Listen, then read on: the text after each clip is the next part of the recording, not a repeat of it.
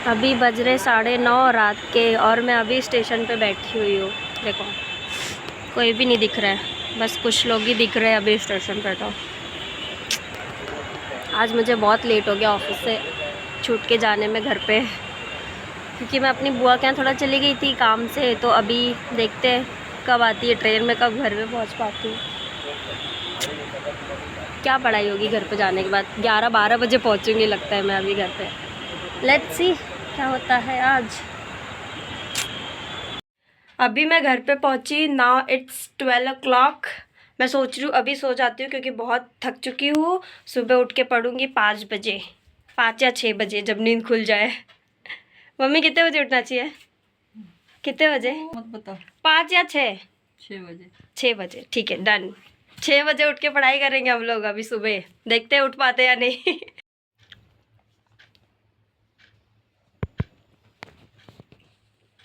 6 o'clock से पहले ही उठ गई यार। चलो अभी जाती हूँ पढ़ने के लिए। मुझे आज 4th चैप्टर स्टार्ट करती हूँ मैं अपना। देखते हैं उसमें कितने क्वेश्चंस है एंड कितना मैं रिवाइज कर पाती हूँ। So let's start. So today I start with the strategist choice. This is the 4th chapter of SM. So first question उसमें पूछा हुआ था कि what is the action plan for the turnaround of the textile means wood involved। तो ये सब इसमें 5 stages थे, अपने स्टेज थे। First one is assessment of current problem, second is analyse the situations and develop a strategist plan, and third is implementing an energy action plan, fourth is a reconstruct the business, fifth in a returning the normal। ये final stage था अपना 5। ये 5 stage हमें बताने थे। And then second question पूछा था कि कौन से स्ट्रेटजीज उन्होंने अडॉप्ट किए हैं।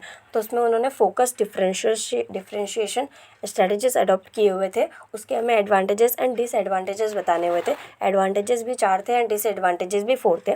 जिसमें फर्स्ट एडवांटेजेस था strong customers loyalty, second is a higher profit margin, third is a reduce competitions, fourth is a better resources allocations. And अपना डिसएडवांटेजेस था जैसे limited is market size, risk of market changes, higher cost, imitations by competitor। So this is the advantages and disadvantages of focus differentiation strategies का था।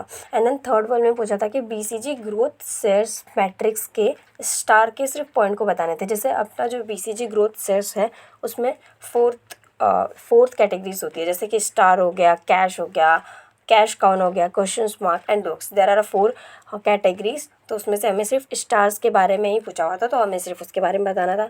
And fourth one is return, वही question आया था कि turn around strategies के बारे में। फिर फिफ्थ वन के बारे में पूछा था कि कौन से स्ट्रेटजीज़ वो यूज़ कर रहे हैं। तो इन दैट केस पे हमें बताना था कि जैसे अगर कोई बिजनेस, एग्जिस्टिंग बिजनेस हमारा क्लोथ का है उनका, तो फिर वो प्रिंटिंग एंड स्टेशनरी का ओपन करने के लिए बिजनेस सोच रहे थे। तो इन दैट केस ये क्या हो जाता है, अपना कॉन्ग्लोमेट्रिक डाइवर्सिफिकेशन हो जाता है। और इसमें कॉन्ग्लोमेट्रिक डाइवर्सिफिकेशन इसको बोला जाता है। और अगर हमारा एग्जिस्टिंग बिजनेस ही क्लोथ का है और वो रिटर्न वही सेम बिजनेस, मतलब उससे रिलेटेड ही बिजनेस ओपन कर रहे हैं, तो इन दैट केस उसको बोला जाएगा वर्टिकल इंटीग्रेटेड डाइवर्सिफिकेशंस। तो बेसिकली दोनों में तो रिस्क होते ही है अलग अलग लेवल पे। सो कॉन्ग्लोमेट्रिक डाइवर्सिफिकेशन में क्या होता है, जैसे कि कोई भी कस्टमर ग्रुप से लिंकेज ही नहीं होती, अपनी कस्टमर मार्केटिंग फंक्शन से कोई भी नहीं, या फिर टेक्नोलॉजी यूज, ये सारी जो चीज़ें वो सारी अलग अलग होती है। एंड वर्टिकल इंटीग्रेटेड डाइवर्सिफिकेशन में क्या होता है कि कंटिन्यू फोकस जो होता है वो ओरिजिनल बिजनेस पे होता है। फिर 6 क्वेश्चन में भी वही पूछा होता है अपने को, टर्न अराउंड स्ट्रेटजीज़ के बारे में, वही 5 स्टेज हमें बताने थे। फिर 7th वन में पूछा था कि बैकवर्ड इंटीग्रेशन क्या है, तो उसके बारे में हमें थोड़ा सा बताना था। फिर 8th क्वेश्चंस में भी वही बोला था कि मतलब इंटरनल एंड एक्सटर्नल चैलेंजेस है, तो उसके लिए क्या टर्न अराउंड स्ट्रेटजीज होगी, बेसिकली इसमें भी वही पूछा था। एंड 9th वन इसमें पूछा था कि डाइवर्स स्ट्रेटजीज, मतलब जो अपना डाइवर्स स्ट्रेटजीज होता है ये अपने एक्सटर्नल फैक्टर्स के लिए यूज़ किया जाता है, और जो अपना टर्न अराउंड स्ट्रेटजीज है वो अपना इंटरनल के लिए यूज़ किया जाता है। तो उसके बारे में हमें थोड़ा सा लिखना था। एंड 10th वन के बारे में पूछा था कि कौन सी स्ट्रेटजीज वो अवेलेबल है जो एट्रिक्स प्रोडक्ट जो पोर्टफोलियो है वो इविडेंटली डिक्लाइन स्टेज में यूज़ करेंगे।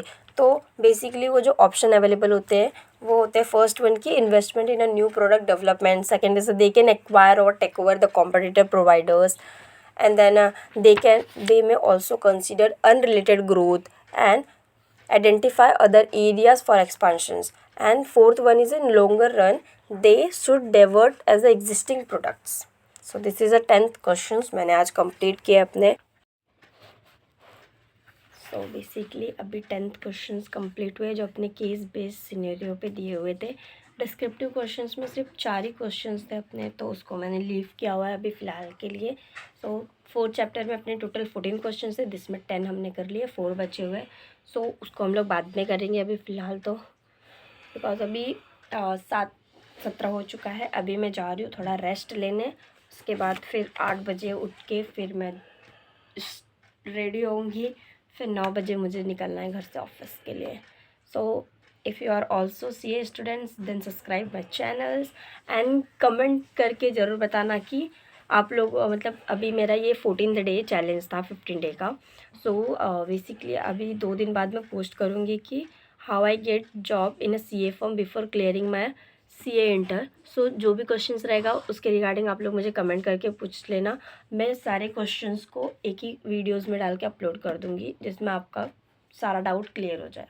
सो दिस इज़ लास्ट। चलो बाय बाय।